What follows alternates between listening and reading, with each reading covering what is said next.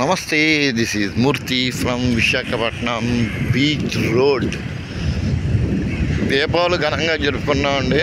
భగవంతుని వల్ల ఎటువంటి అవాంతరాలు లేకుండా సజావుగా ఆనంద డోలికలతో బ్రహ్మాండంగా జరిగింది.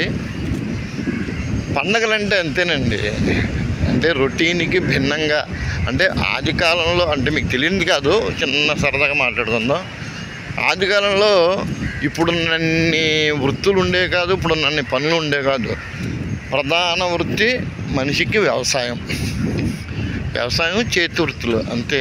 అంటే దానికి తగ్గట్టుగానే ఒక్కొక్కరు వారి వారి నైపుణ్యానికి తగ్గట్టుగా పనులు చేసుకుంటూ ఉన్నారు. ఇంకా 24/7 పని అంతే. అది వ్యవసాయమైనా, కమ్మరి పని అయినా, కుమ్మరి పని అయినా, ఏదైనా సరే. అలా కాదని మనిషికి కాస్త ఆట విడిపంటూ ఉండాలి కదా అని చెప్పి పెద్దలు ఏం చేస్తారంటే, ఉన్న రోజుల్లో కొన్ని రోజులు కనీసం రెస్ట్ కావాలి అన్న ఉద్దేశంతో ప్రత్యేకించి తిథులు నక్షత్రాలు అన్నీ చూసి కొన్ని స్పెసిఫిక్ డేస్లుగా పెట్టారు, ప్రత్యేకమైన కొన్ని రోజులు. ఆ రోజుల్లో కంపల్సరిగా మిగిలిన రోజుల్లో దైవ దర్శనాలు, పుణ్యాలు, తీర్థాలు ఉన్నా లేకపోయినా కనీసం వారు కేటాయించిన, వారు స్పెసిఫిక్ చేసిన ప్రత్యేకించబడిన రోజులు మాత్రం ప్రత్యేకించి ఆ రోజుల్లో కంపల్సరీ ఇంటి దగ్గర ఉండడం, దానికి నిత్యం సహాయం చేసే పశుపక్షాదులను పూజిస్తూ ధ్యానిస్తూ కుటుంబ సభ్యులందరూ ఒక చోట గ్యాదర్ అయ్యి ఆనందంగా రకరకాల పిండి వంటలు వండుకుంటూ దైవనామస్మరణ చేసుకుంటూ రొటీన్కి భిన్నంగా గడిపేందుకు కొన్ని రోజులు పెట్టారన్నమాట. ఆ రోజులనే మనం పండగ అని అనుకోవచ్చు. అవే దీపావళి అనుకోండి, సంక్రాంతి అనుకోండి, ఇంకేదైనా అనుకోండి, వగేరా ఆ పండగ రూపేణా కాలక్రమేణా నిజంగా వాళ్ళు పెట్టింది ఆ రోజుల్లో వ్యవసాయదారులను దృష్టిలో ఉంచుకొని పెట్టారు. కానీ ఇప్పుడు కరెక్ట్గా మనకు సరిపోతుందండి. ప్రతిరోజు లేచింది మొదలు పడుకునే వరకు, పడుకోవడానికి కూడా ఖాళీ ఉండట్లేదు. అంత బిజీ అయిపోయారు. ఏమన్నంటే టెక్నాలజీ డెవలప్ అయిందంటున్నారు, అభివృద్ధి ఇంకా పరిగెడుతుంది అంటున్నారు. ఆ పరుగు అంటే పుట్టిన దగ్గర ప్రారంభమైన పరుగు ఇంకా కాటికి వెళ్ళే వరకు కంటిన్యూ అవుతూనే ఉంటుంది. అదన్న విషయం.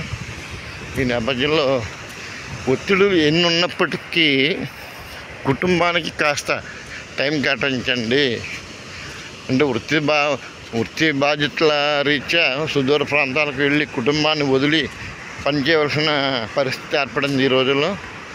అయినప్పటికీ వీళ్ళంత వరకు, సమయం కుదిరినంత వరకు సొంతంగా ఇండివిజువల్గా ఒక్కడే గడపకుండా ఏమాత్రం కాస్త వెసులుబాటు దొరికిన అమ్మా నాన్న, కట్టుకున్న భార్య, బిడ్డలతో గడిపేందుకు ప్రయత్నం చేయండి. అంతే కదండి.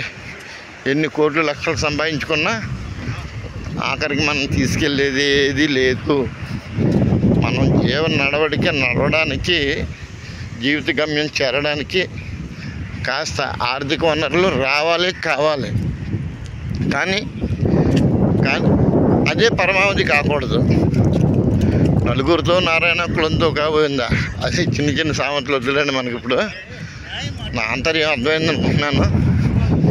ప్రస్తుతానికి వస్తే ఉదయం వేళ చూశారు కదా, ఎప్పటిలాగానే సమయం సుమారుగా 5 కావస్తుంది, ఇంకా 5 అవ్వలేదు. అయినప్పటికీ తూర్పు కనుమలు ఎంత రమణీయంగా, ఆ వర్ణశోభితం ఏ రకంగా వర్ణించాలండి. అంటే నేను ఎన్నిసార్లు చెప్పినా మీకు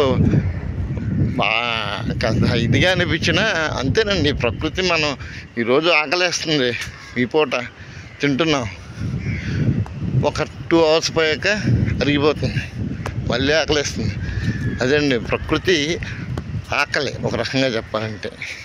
ఎంత చూసినా తను తీరని ఆ సంభ్రమాశ్చర్యంలో మునిగి తేలేందుకు అంటే దేనికైనా ఇది ఉండాలండి. అంటే ఏమంటారు, కళాపోషణ, ఒక తృష్ణ, ఒక కోరిక, ఒక ఇచ్చ. ఒక్కొక్కరికి ఒక్కో ఆనందం. ఒకరికి తిండి మీద, ఒకరికి సినిమాల మీద, ఇంకొకటి చదువు మీద, ఇంకొకటికి డబ్బు మీద, ఒక్కొక్కరికి ఒక్కొక్క దాని మీద. కాబట్టి నా యొక్క ఇచ్చ, నాకున్న స్వేచ్ఛ ఇదే. నేను ఆనందించాలి, నాతో పాటు నా ఆనందాన్ని మీలాంటి వారికి పంచాలి. ఆ ఉద్దేశంతో అంటున్నాను. ఇంకా రాబోయే ఇంకా 2 రోజుల్లో బహుశా వచ్చేసే ఉండొచ్చు, నాకు తెలీదు. కార్తీక మాసం వచ్చింది. పూజా కృతులు ఇంకా మరింత అంటే భారతదేశ సంస్కృతి ప్రకారం, అంటే హిందూ సంస్కృతి అనుకోండి, ఆ రకంగా కార్తీక మాసానికి ఒక ప్రత్యేకమైన ఉంది.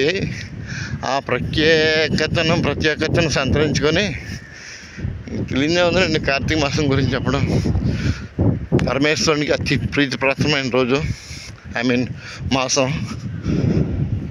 ఆ యొక్క కార్తీక మాసంలో మరిన్ని పూజాకృతులు నిర్వహిస్తూ మీతో పాటు లోకా సమస్త సుఖినో భవంతు అని ఒక్క ముక్క అంటూ భగవదాశీస్సులు మీతో పాటు మా అందరికీ ఉండాలని కోరుకుందాం. ఇక సెలవు మరి. హర హర మహాదేవ శంభో శంకర. ఒక ప్రక్కన సబ్మెరీన్, ఒక పక్కన TU-142 aircraft museum. Helicopter museum వెళ్ళిపోయింది ఆల్రెడీ. ఓకేనండి, సెలవు. ఓకేనా, బాయ్ బాయ్, సీ యూ.